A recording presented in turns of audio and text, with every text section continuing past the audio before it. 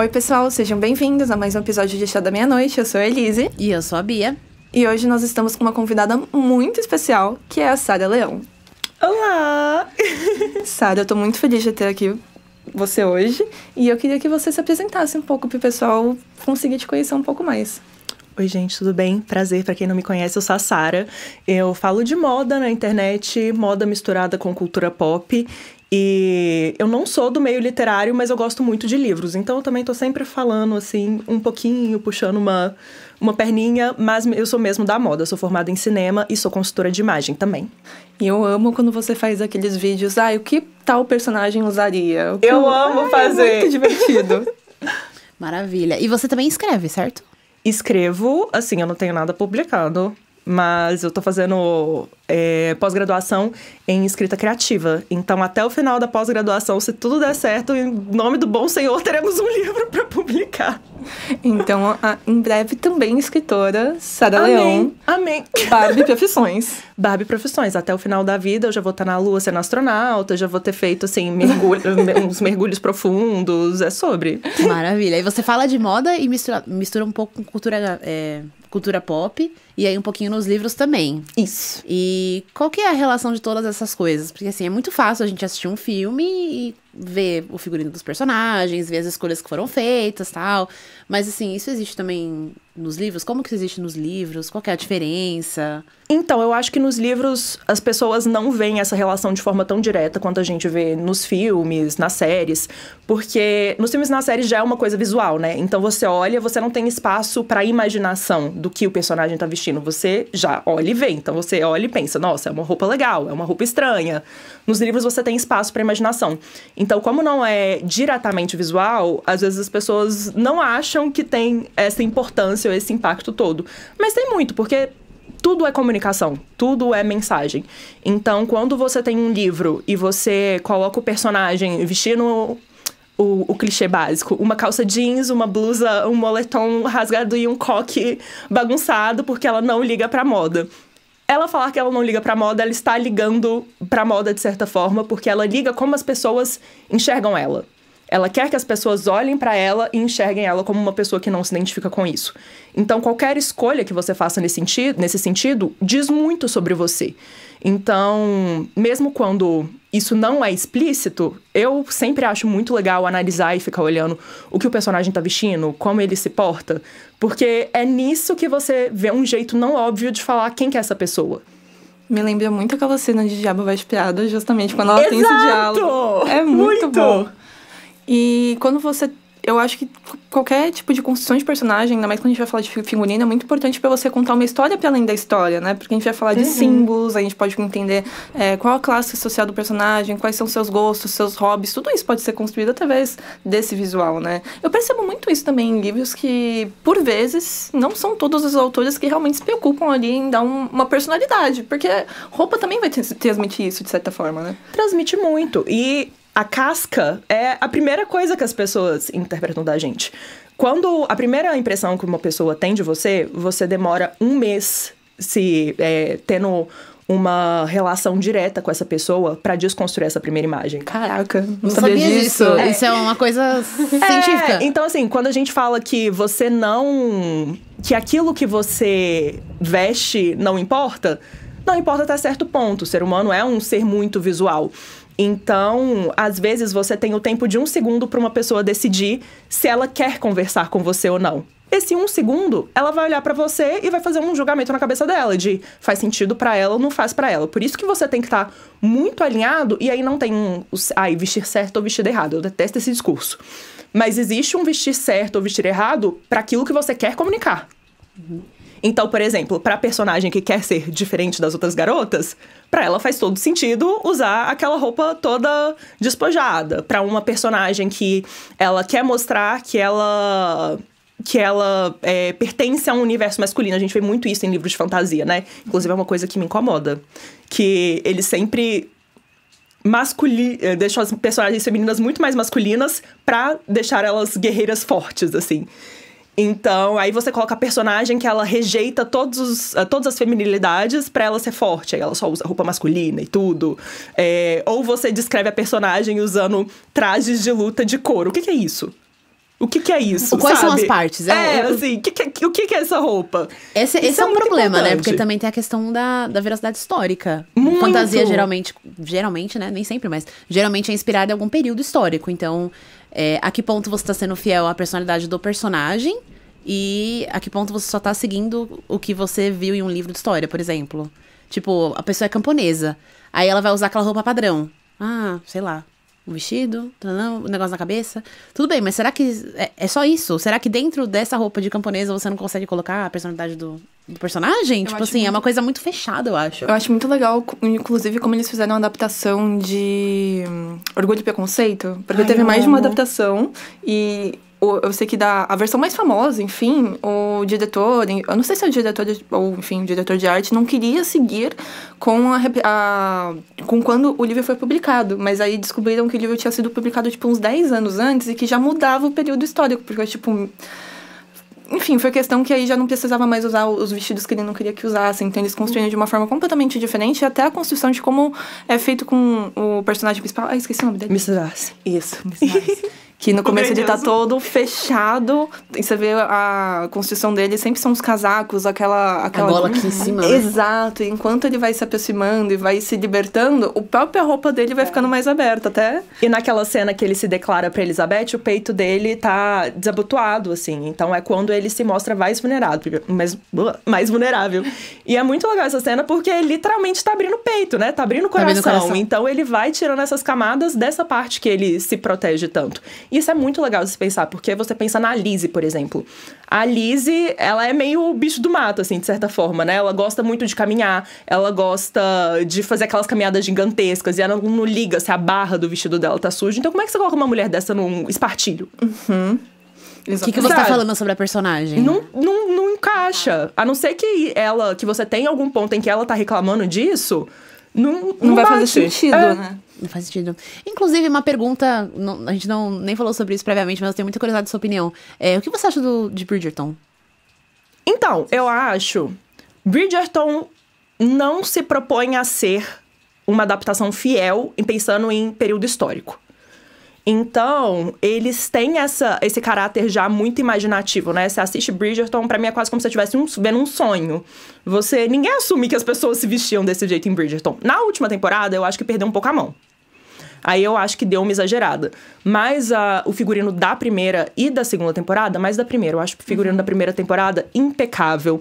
Porque ele brinca, ele não segue as obrigatoriedades das questões da época, mas ele não te parece tão... Não parece irreal, destoado, sabe? né? Quem não conhece, parece muito realista, assim, na primeira temporada. Sim, a terceira temporada é quase uma coisa surrealista. As roupas esqueci o nome daquela loura que queria casar com o cara da Penélope. Eu sei, mas eu não lembro o nome dela também.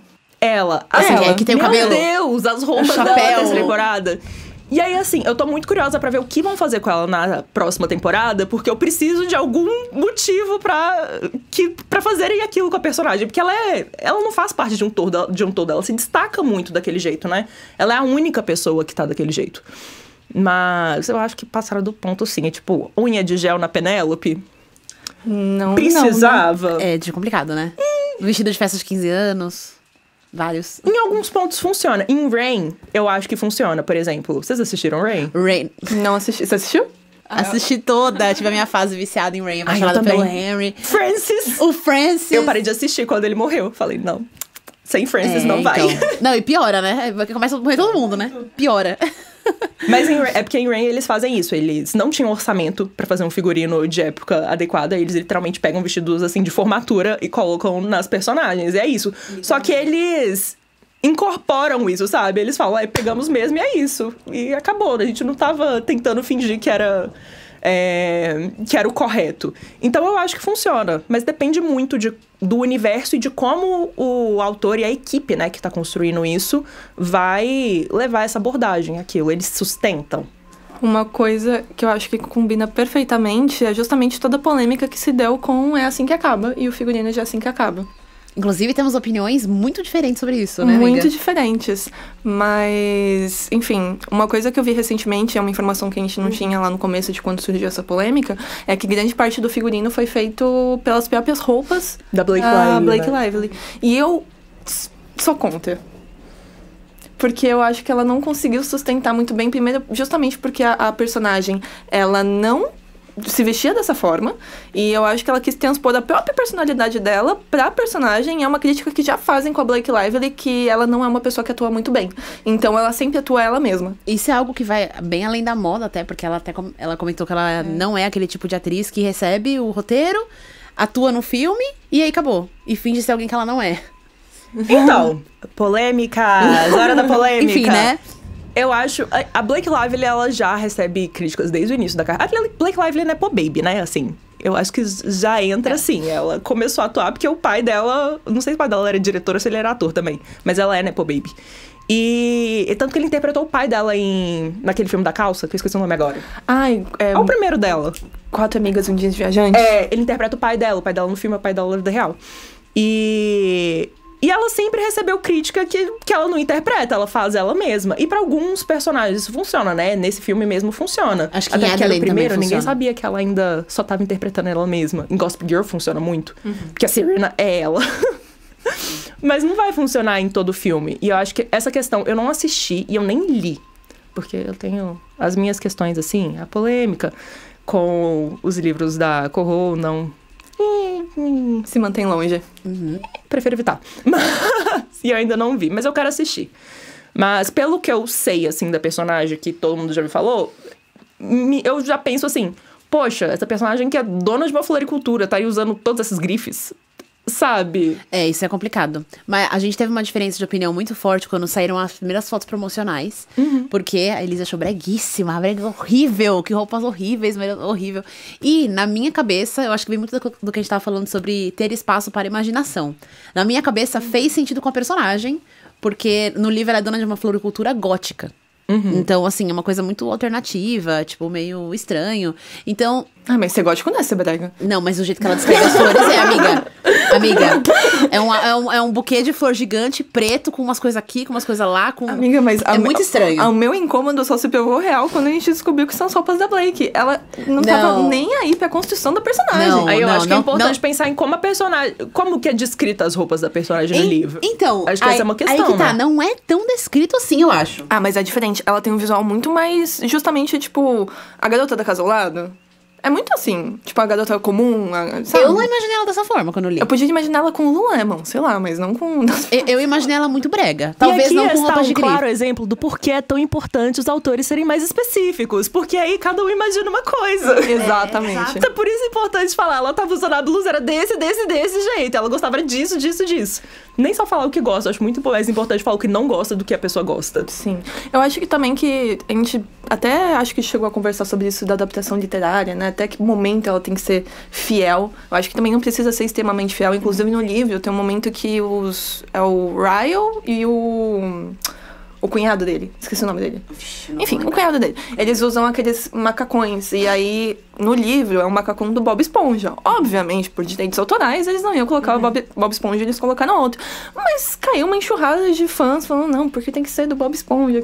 Não, gente, tem umas coisas que, tipo assim, pelo amor de Deus, sabe? É um macacão do Bob Esponja. Existe adaptação por um motivo, né? A gente consegue ter isso. Mas eu acho que é sempre... Se traz a essência do livro pra mim, eu fico feliz. Não precisa ser copia e cola. Eu acho que isso se aplica da mesma forma pro figurino. Você não precisa colocar o personagem usando as exatas mesmas roupas que foram descritas no livro, mas precisa ter a essência do que ele tá usando. Então, é uma personagem romântica.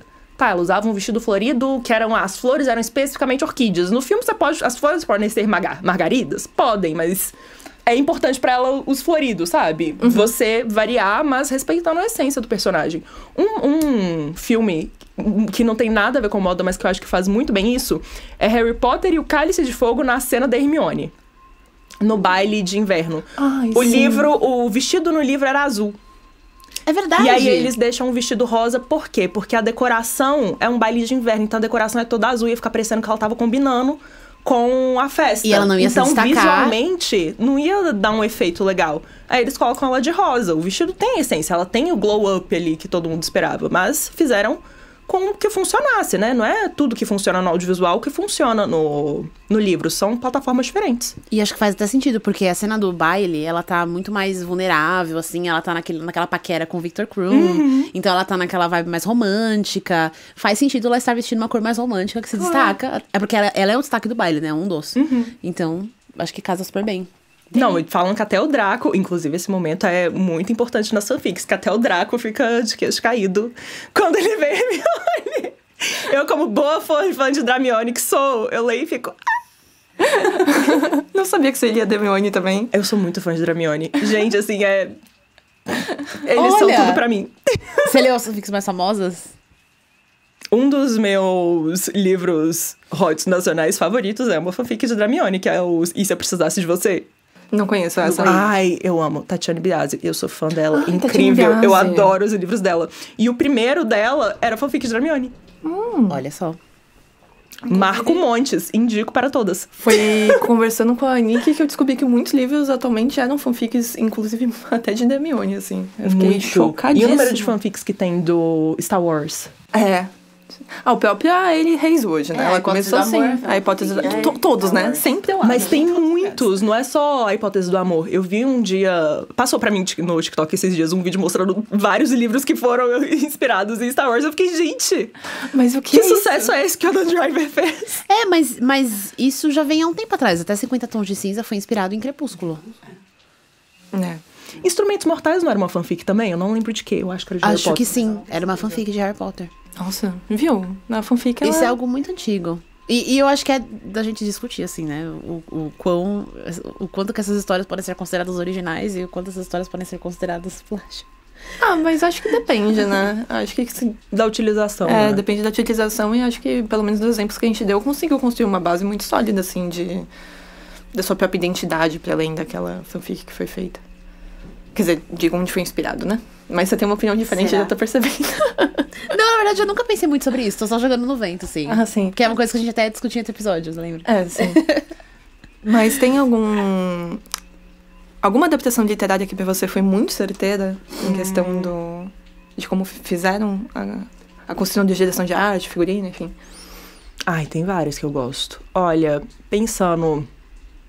Crepúsculo eu gosto de como colocaram a Bella vestida, porque eu acho que incorpora a personalidade dela, assim. A Bella é aquela menina diferente das outras garotas, e ela lê O Morro dos Ventos Vivantes e Orgulho e Preconceito. Eu li por causa dela. Inclusive, eu li Orgulho e Preconceito por causa da Bella.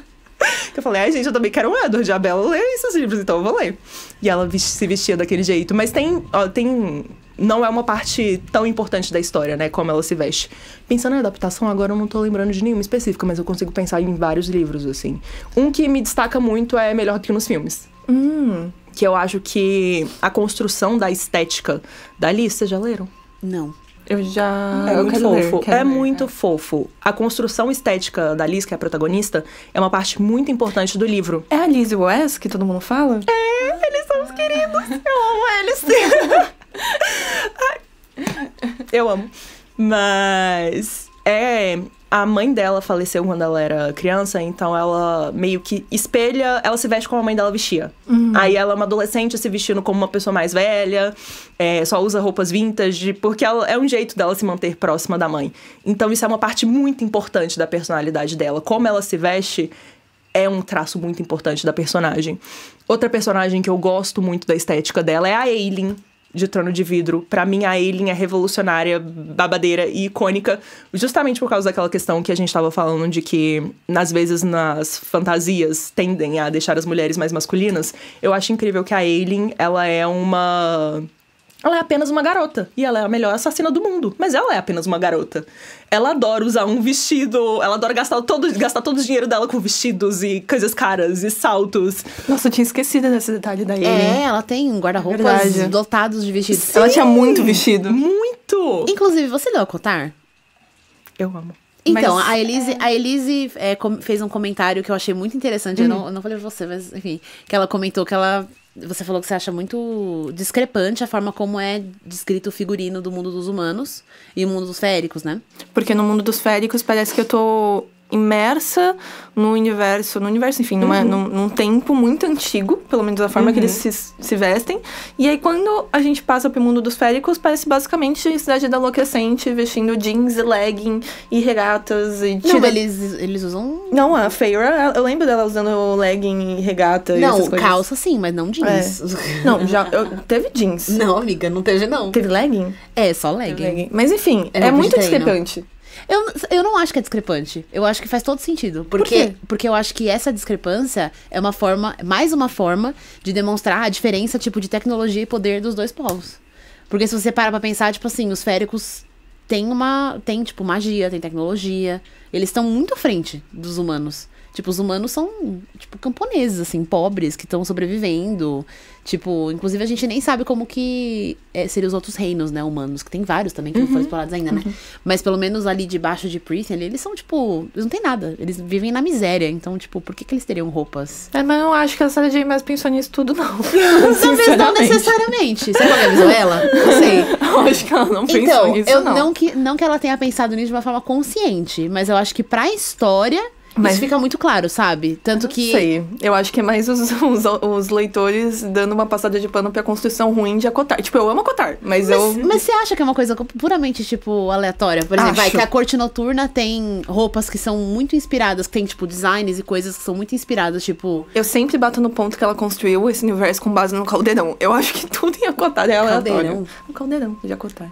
O caldeirão de Akotar é a coisa mais aleatória. Exato. É uma coisa que me incomoda muito, porque eu sempre fico, gente, como que é esse caldeirão? Pelo amor de Deus, cabem 2 pessoas nesse caldeirão, mas o povo carrega esse caldeirão. Como é que esse caldeirão funciona? Cara, mas que caldeirão é esse? Mas se você pensar, tipo assim, a corte primaveril é uma coisa muito mais medieval, europeia. As roupas que são usadas, os vestidos, as roupas que ela descreve do Tamlin, com os mil coisa babando, sei lá, um monte de coisa. Muito, tipo, Europa, sei lá, me lembra a corte do rei Luís XIV, assim, sabe? A corte primaveril. E aí você olha a corte noturna, parece muito mais, tipo, sei lá, talvez uma coisa que vem da Índia, um reino, tipo, que tem inspirações, tipo, de outros países. Uma coisa mais, tipo, oriental, assim. Eu acho interessante quando a gente pensa... É engraçado, falando primeiro da discrepância dos mortais com os féricos. Interessante você ter falado isso, porque agora que você falou, eu percebi que eu nunca nem reparei como eles se vestem. Quem? Os humanos? Os humanos. Você me perguntar qual roupa eles estavam vestindo? É tipo roupa de camponês de história padrão, assim. Não sei, não me destacou, assim. É que passou muito rápido, né? O tempo que ela fica no mundo dos humanos é bem breve também. É muito breve. Mas pensando em féricos da corte primaveril versus da corte noturna, eu acho interessante porque a gente consegue ver na discrepância das roupas muito da personalidade deles também. O Tamlin é muito mais conservador. A corte primaveril é toda mais conservadora, aqui muito mais patriarcal. Então, eles se vestem cobrindo muito mais. Eles se vestem de uma forma que remete pra gente um tempo muito mais antigo. Não é confortável, né? É tipo só pra ficar ali sentada. Já a corte noturna, eles aceitam muito mais sensualidade. Eles vestem roupas mais fluidas. Eles não têm problema em mostrar o corpo. Eles se tatuam. Então, é uma coisa muito mais próxima pra gente. A gente lê e pensa, esse povo é muito mais... Eles já estão bem mais evoluídos do que os outros lá da primaveril. Eles estão bem mais na frente.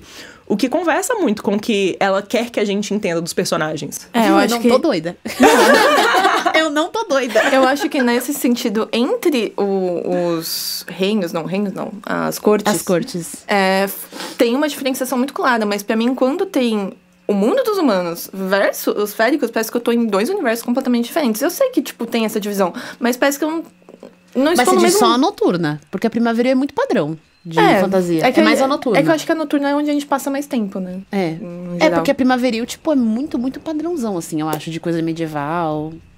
Assim, é bem... Se a gente pensar a forma como eles se vestem, é bem estereótipo... você vai ter bem um estereótipo do que esperaria-se, né? Quando você fala a corte diurna, e eles estão vestindo aquelas roupas que a gente já pensa, tipo, numa Grécia.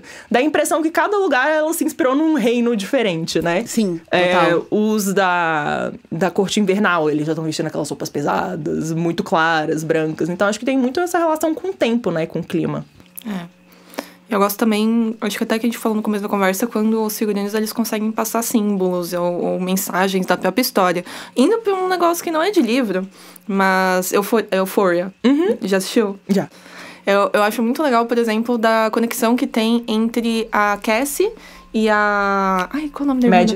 Mad. Não, Mad não. A irmã mais nova dela. É a Alexi. Alexi. Eu não assisti Euphoria. Me explica por cima, por favor. Tem um babado pra te contar da direção de arte depois você terminar. Enfim, continue, fofoca. Mas elas são irmãs e a Cassie é aquela menina popular, desejada, sensual, enquanto a Alexia é a irmã mais nova que ela fica mais retraída, mais tímida, de ficar na sombra sempre da própria irmã. E nesse sentido, a gente tem, por exemplo, a Cassie, que ela aparece usando Prada, e a Alexia usando Miu Miu, que a Miu Miu sempre é considerada, tipo, a irmã mais nova da Prada, que é mais diferente, que não é tão desejada quanto a Prada. Então, eu acho muito legal quando eles fazem essas brincadeiras, né? O figurino, a direção de arte é muito importante em Euphoria, né? A fofoca que eu ia falar é porque ninguém gosta do Sam Levinson, né, gente? E tem motivo. Sabe que o Sam Levinson é o diretor de Euphoria. Ah, ok. E ele roubou essa estética. Ai, eu soube disso. Euphoria, inicialmente, não era um projeto dele. E, gente, eu tô contando a história por alto. Então, se eu falar alguma coisa errada, é pra pegar a ideia geral. E a Petra Collins ia fazer... Petra Collins, vocês sabem quem é? Uhum. Você sabe também. Petra Collins... Sabe Fetish, da Selena Gomez? O Brutal, da Olivia Rodrigo, ela é uma diretora de videoclipe muito famosa, assim. Ela faz ela tem uma estética bem marcante dela. Você assistir as coisas dela, você fala... Petra Collins. E a estética dela era a estética de Euphoria. Tanto que ela tava meio que contratada, assim, pra fazer Euphoria. E aí o Sam Levinson entrou, tirou Petra Collins... Só que, assim, roubou todo o trabalho que ela já tinha feito. E aí, tanto que depois ela teve que mudar completamente a estética dela, porque todo mundo via as coisas dela e falava, tipo Euphoria. Ela... porque eu que fiz. Então... Gente, que isso? O Sam Levinson, gente, tem todo errado. polêmicas. Mas a estética é, de fato, muito legal. E ela é muito usada pra contar a história em Euphoria, né? Se a gente pensa tanto na Cassie e na Alexi, por exemplo. A Alexi se cobre muito mais. A Alexi é muito mais recatada, né? Ela é muito mais tímida. A Cassie, ela vive num mundo de aprovação masculina. Então, você vê isso no figurino da Cassie o tempo inteiro. A Cassie não tem praticamente uma cena que ela não tá com um decote muito profundo, ou que ela tá, assim, se vestindo muito naquela trend do male gaze, female gaze. Ela é 100% male gaze. Ela se veste pensando... É porque tudo da vida dela é pensado em como agradar homens. E aí tem toda a questão dela, com daddy issues e tal. E até aquela mudança que tem da Cassie na segunda temporada, porque ela começa a passar... Ela começa basicamente a pegar o ex-namorado da amiga dela. Talarica. Inadmissível. Não Inadmissível, somos contra a talaricagem. Mas ele é horrível. Ele é, tipo, lixo de ser humano, assim. Ele é... É aquele Nate? O próprio... Ele é horrível, horrível, horrível, né? Eu nem devia estar com ele por outras questões, né? Mas... Quando ela passa por essa mudança, ela começa a copiar o estilo da Mad pra ser desejada por ele. É muito interessante ver isso também. Tem uma cena muito impactante, assim, que ela começa a acordar muito cedo e a fazer toda uma rotina louca, assim, de preparação pra chegar na escola bonita pra ele reparar nela. E aí, a única vez que ele repara nela é quando ela se veste igual a Mad, que é essa amiga que é ex-namorada dele. Aí ela começa a copiar, é uma loucura. Não, e ele nota só um assim, ó... Não é nada assim, você tá bonita. E ela explode isso totalmente fora de proporção. Exatamente. Pergunta, completamente aleatória, mas eu fiquei curiosa. Você já assistiu Downton Abbey? Não assisti. Downton Abbey, eu acho que... É uma falha de caráter. É que você comentou que você leu a Kotari e você não conseguiu nem perceber as roupas dos humanos, porque isso nem foi mencionado. Tipo, eles foram completamente deixados de lado e tal. E Downton Abbey eu acho que mostra muito essa dualidade, porque... Você já viu, né, amiga? Aham. Porque é basicamente a história da casa, né? Início do século XX, tipo, durante a Primeira Guerra Mundial, um pouquinho antes da Primeira Guerra Mundial explodir. O primeiro episódio é quando o Titanic afunda. Tipo, é o dia que o Titanic afunda. E aí começa a série. E aí você acompanha tanto os patrões, né? A família em si, e os criados, que ficam na parte mais de baixo da casa, tal, na cozinha e tudo mais, né? E você acompanha os dois núcleos de verdade. Não é tipo, sobre a família e os funcionários estão lá só existindo. Não, tipo assim, os dois núcleos são tão importantes quanto. E eles se juntam, enfim, é maravilhoso. E o figurino, eu acho que é um dos pontos mais fortes de Downton Abbey. Porque, cara, é bizarramente perfeito, assim, é maravilhoso. E como vai avançando na história, tipo, começa em 1912, e aí passa pela Primeira Guerra, E aí passa pelo pós-guerra, e aí nesse meio tempo, tipo, a moda muda absurdamente, né? Muda muito. Então mostra muito isso na série. Tipo, as mulheres começando a se vestir de outras formas. Tipo, as filhas, tipo, né, da família dona da casa, tipo, começando a usar calça. E aí, tipo, a revolução que foi isso. Os movimentos sociais e como isso foi influenciando a moda também. É muito legal. Fala muito disso. É muito incrível, né? Assim, você puxou adaptações mais cedo. Eu acho que principalmente as de época fazem isso muito bem. E quando são séries de época, a gente já assiste também querendo ver o figurino. Porque em séries contemporâneas, se é muito legal, a gente repara. Mas se não é uma parte importante, às vezes passa batido. Mas nas séries de época, é uma coisa que todo mundo quer absorver, né? Porque faz muito parte daquele universo. Diário de uma Paixão, eu acho que tem um figurino de época muito bem construído, muito legal. Game of Thrones tem um santo figurino incrível. Eu sou fã dos figurinos de Game of Thrones. Então, todos é muito. Mas esses de época tendem a se preocupar mais com essa questão, né? E a gente quase sempre vê eles no Oscar, né? Quando tem uma adaptação. Sim, uma adaptação, não, Anéis. uma construção. Mulherzinhas tem um figurino muito legal. Sim, tem mesmo. Senhor dos Anéis. Senhor dos Anéis, é ótimo. Senhor dos Anéis. É ótimo, Senhor dos Anéis. Eu tava vendo até uma discussão recentemente sobre Game of Thrones, quando fizeram a Daenerys na primeira temporada, ela tinha uma visão muito mais etérea, de certa forma. Eu acho que até pela escolha da peruca, deles terem a preocupação de... como fala quando você descolore a sobrancelha, enfim. Ao decorrer da série, eles foram meio que parando de se preocupar com isso e tirou um pouco essa sensação que se tinha quando eu olhava pro Targaryen. Mas eu acho que isso Mas faz também parte da pela construção da personagem. personagem. Sim, Eu acho sim. que faz parte da construção dela, isso. Sim. Eu acho que dá pra pensar de várias formas. Dá pra pensar como o cagaram, mas se a gente quiser arrumar um motivo pra justificar, eu acho que dá pra pensar também como, no início, ela estando a parte desse mundo e no final ela já faz parte desse mundo. Mas eu concordo que... Porque o Targaryen quase parece uma coisa mística, né? Quando ela se torna uma pessoa de fato desse mundo, você tira esse aspecto dela. Mas ao mesmo tempo mostra que ela já é pertencente. Essa questão etérea é muito feita... Desculpa, gente, de novo. Senhor dos Anéis, com os elfos. Elfos geralmente E é têm feito essa de uma forma característica, muito né? bem feita. As roupas, os detalhes, assim, uma coisa absurda. E Anéis do Poder, embora seja uma série que tem algumas falhas e tal, né?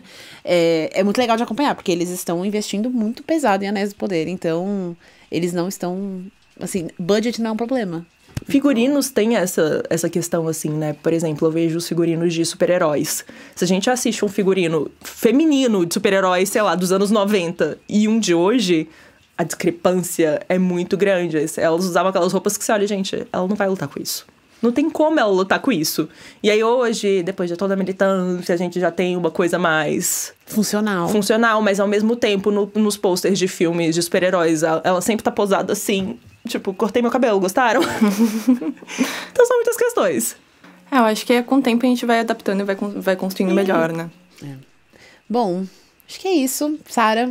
Foi um prazer enorme ter você com a gente. Obrigada pelo Espero que você tenha gostado da conversa. Amei estar espero aqui. que vocês também tenham gostado. Não deixem de seguir a Sarah nas redes sociais. Quais são seus arrobas? Sarah Leão P em todas. Sarah com H no final. Perfeito. Muito bem. Ficamos por aqui, pessoal. Muito obrigada por terem assistido. Comenta aqui embaixo se vocês também acham que essa questão de figurino é muito importante. Se vocês têm alguma adaptação literária que vocês gostam muito, que o figurino chama atenção. Ou alguma que vocês não gostaram. Exato. Deixa aqui pra gente conversar. Um beijo e até o próximo episódio. Tchau, tchau.